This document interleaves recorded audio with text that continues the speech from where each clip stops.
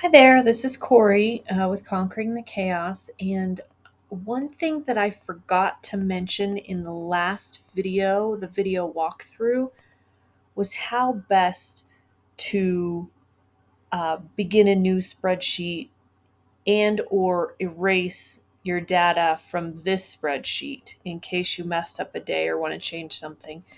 Um, so what you should probably do is when you download the spreadsheet for the first time, create a copy of that. Leave the original as the original so that you can go back and create copies for each subsequent year.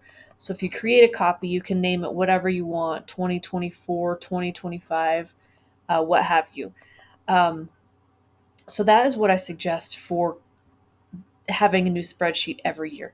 If you want to erase any information, um, what you need to do is when you go into the months and you select this, don't select it and hit backspace. It will erase, you should have a gray dot here. It will erase that and it will erase the formula.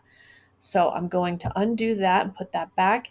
So what you want to do instead is click the drop down and select none, and it goes back to that gray box. So we're going to do that for all of these, none, none, none. These don't matter. You can select that and you can delete that, backspace, delete that. So that's all the information I think that I wanted to share with you about the spreadsheet. And I'm sorry that I forgot to put it in the video before. Hopefully you watch both of them.